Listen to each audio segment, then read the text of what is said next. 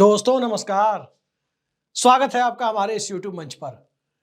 दोस्तों, भारतीय जनता पार्टी के अंदर जो खेल चल रहा है और उस खेल को लेकर जिस तरह से दिल्ली से नागपुर तक बिसात बिछ रही है, महाराष्ट्र से लेकर झारखंड और हरियाणा चुनाव की बेसब्री से प्रतीक्षा की जा रही है और उन सब से आगे बढ़कर 4 जून को जो ट्रेलर इस देश के जनमत ने दिखाया, हिंदुस्तान की आवाम ने जो जनमत दिखाया, उसके बाद अब ऐसा लगता है कि संघ और भारतीय जनता पार्टी का एक बड़ा खेमा उस ट्रेलर को अंजाम तक पहुंचाने की तैयारी कर रहा है। लेकिन क्या वाकई ये इतना आसान है?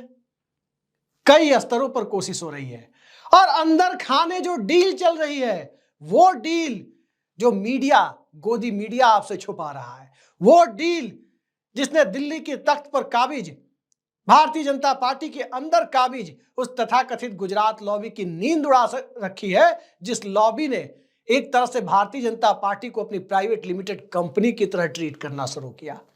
पर्चियों से मुख्यमंत्री निकलने लगे, चरण वंदना करने वाले लोग संगठन पर काबिज होने लगे और इन सब से आगे बढ़कर देखें तो स्वतंत्र चेतना वाले राजनेताओं की जगह न तो संसदीय बोर्ड में दिखी और न ही केंद्रीय चुनाव समिति में दिखी।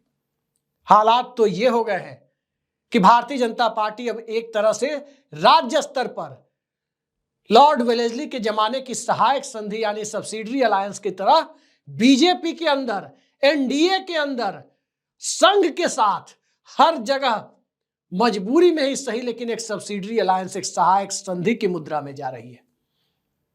और सहायक संधि इस तरह की जो लॉर्ड वेलेस्ली वाली नहीं, जिसका पलड़ा संधि करने वाले जागीरदारों के पक्ष में झुका हुआ होगा।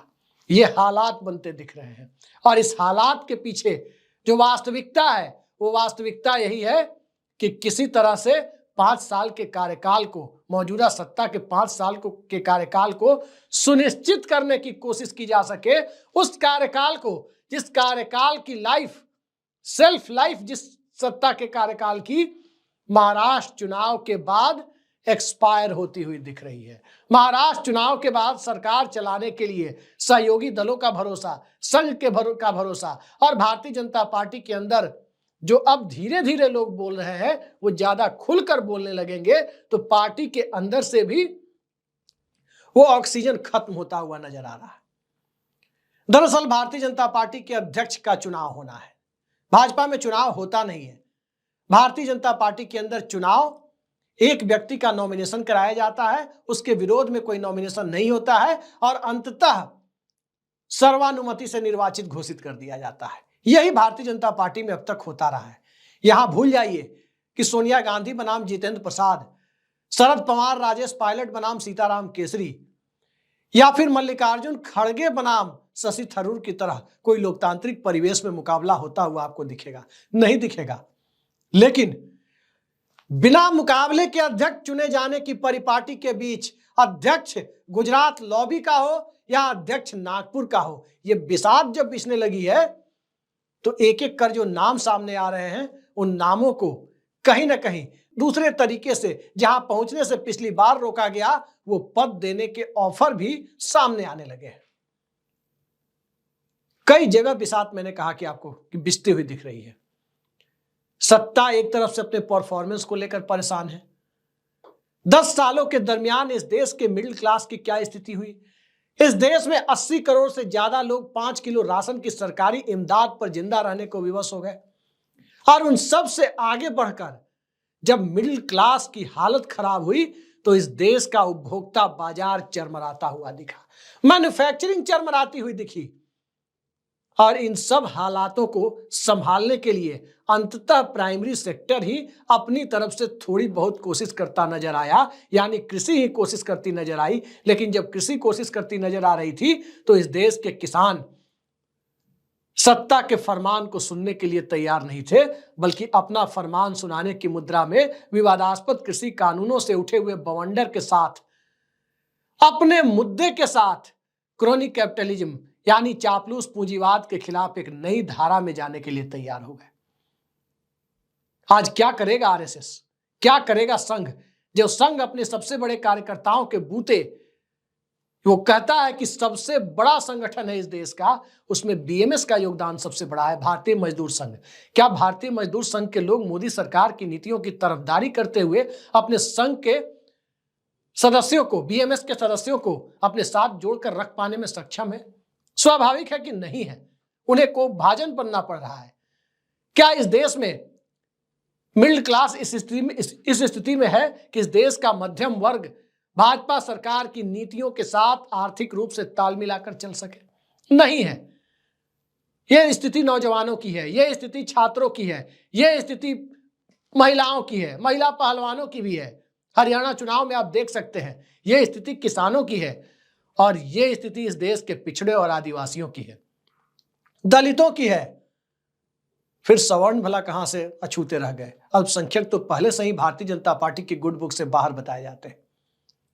तो इस स्थिति में जब जनता के हर तबके में भारतीय जनता पार्टी को लेकर असंतोष है और चुनावी नतीजों के रूप में 4 जून को जो ट्रेलर दिखा, वो ट्रेलर 8 अक्टूबर को हरियाणा से भी दिख सकता है, जम्मू कश्मीर से वैसे भी बड़ी उम्मीद बीजेपी को नहीं है, और महाराष्ट्र के बारे में तो पूछिए ही मत कि भारतीय जनता पार्टी किस स्थिति में है। झारखंड में भारतीय जनता पार्टी को बहुत अच्छे संकेत नहीं दे रहा। तो क्या नवंबर के बाद भारतीय जनता पार्टी का मौजूदा नेतृत्व अपना दबदबा कायम रख पाएगा? दरअसल उस दबदबे को कायम रखने के लिए एक तरफ डंडा तो दूसरी तरफ प्लेट ऑफर, दोनों एक साथ चलता हुआ दिखाई दे रहा है। सबने देखा कि संजय जोशी को भाजपा अध्यक्ष बनाने की कवायद संघ की तरफ से आई। संजय जोशी का नाम मीडिया में उछलकर सामने आया। गोदी मीडिया ने नहीं दिखाया, इस देश की मेन स्ट्रीम मीडिया यानी सोशल मीडिया ने दिखाया। संजय जोशी का नाम आते ही दिल्ली दरबार में जो हड़कंप मचा, उसकी कल्पना सहज ही की जा सकती है कि उस हड़कंप में क्या क्या ऑफर किसको देने की बारी आ गई और कौन कौन से खेल चलने लगे। एक तरफ व्यापम के मामले से जुड़े हुए मामले, मध्य प्रदेश में का व्यापम घोटाला, उससे जुड़े हुए मामले फिर से जिंदा हो गए। क्यों जिंदा हो गए? क्या इसलिए जिंदा हो गए क्योंकि शिवराज सिंह चौहान के कार्यकाल का मामला है, और उसको सामने लाकर क्या वही खेल खेला जा रहा है जैसे अयोध्या में फौजदारी मामलों को सामने लाकर 2017 के राष्ट्रपति चुनाव के ठीक पहले एन वक्त पर लाल कृष्ण आडवाणी का नाम काटा गया था? क्या वही खेल है? व्यापम का मामला जब फिर से हरा होता दिख रहा है, मोहन यादव सरकार के एक फैसले के बाद हरा होता हुआ दिख रहा है, तो उसके बाद की परिस्थितियों पर गौर करें तो साफ दिखाई देता है कि जैसे संजय जोशी का नाम आया, विरोध करना मुश्किल हो रहा है, क्योंकि कार्यकर्ताओं का प्यार, कार्यकर्ताओं का जज्बा संजय जोशी के समर्थन में हमेशा रहा है, और इस बात को भाजपा का एक एक बड़ा से लेकर छोटा नेता तक सभी जानते हैं। तो संजय जोशी के नाम पर यदि ना नुकर करने में गुजरात लॉबी सफल भी हो गई, फिर संघ ने शिवराज का नाम आगे बढ़ा दिया, तो क्या होगा?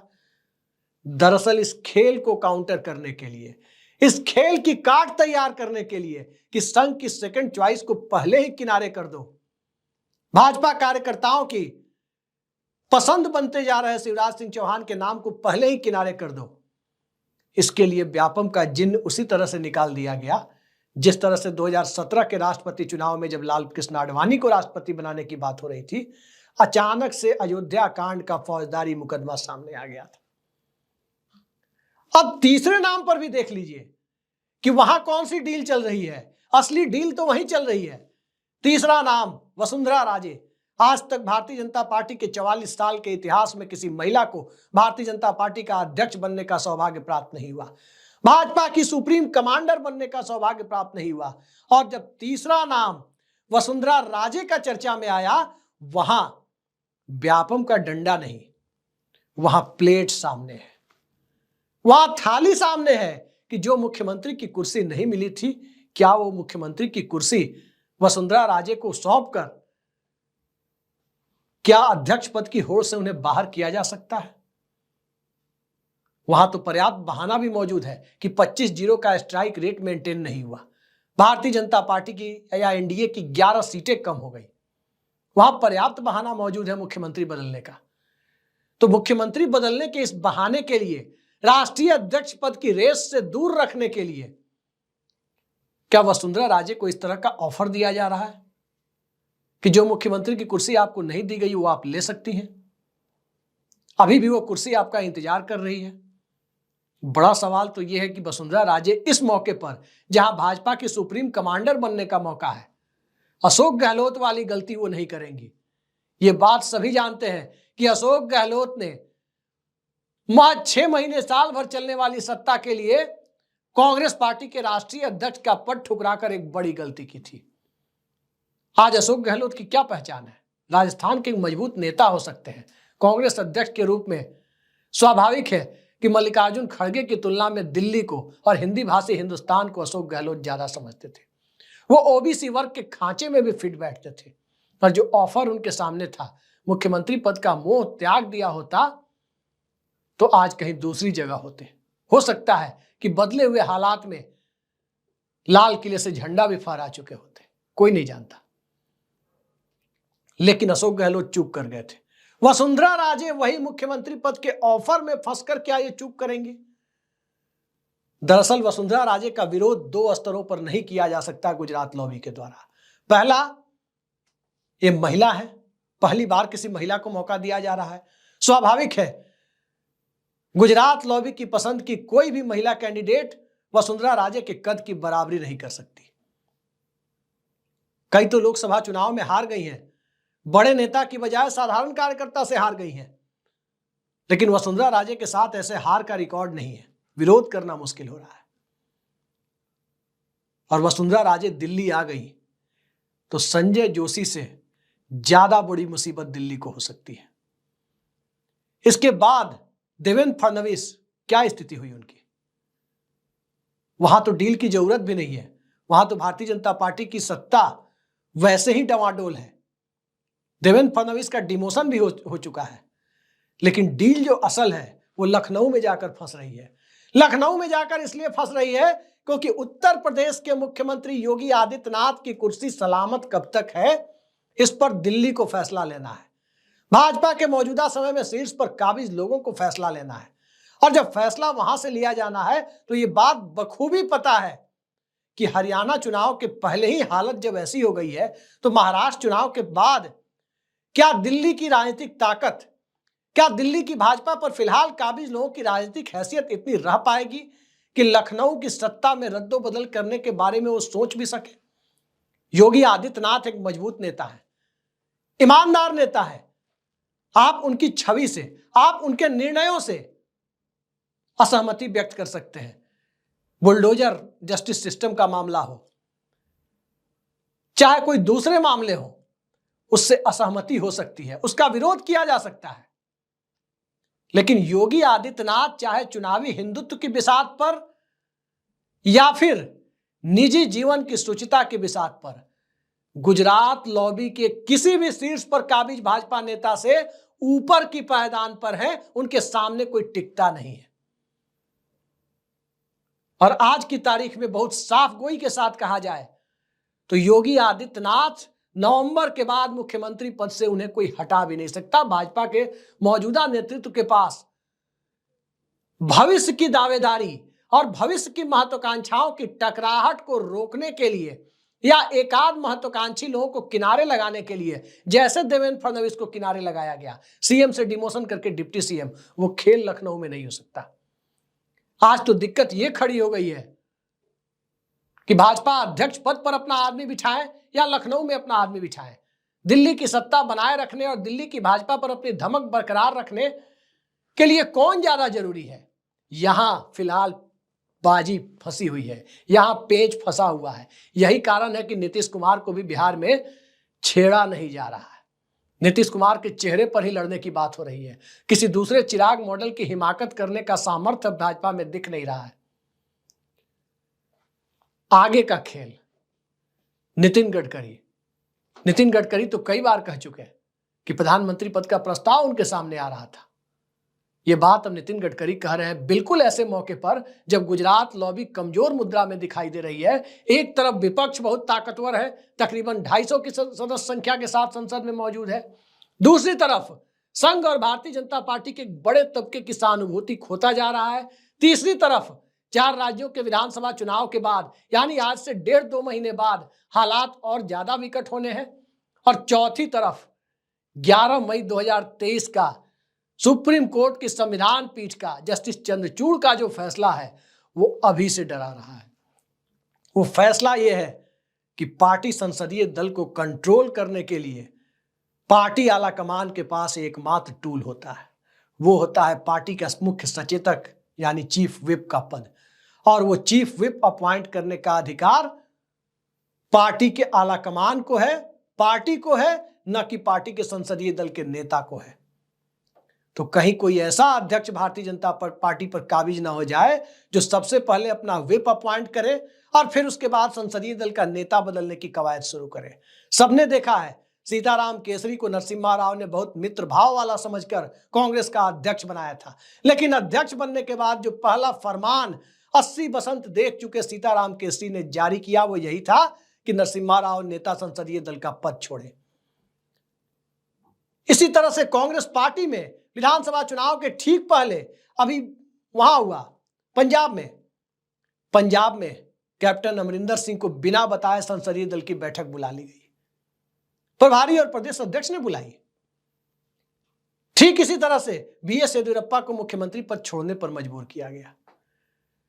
जरा इसका विस्तार गुजरात तक करें तो वहां तो व्हाट्सएप मैसेज से ही कह दिया गया कि विजय रूपाणी को मुख्यमंत्री पद छोड़ देना है। खट्टर साहब के लिए भी यही हुआ था।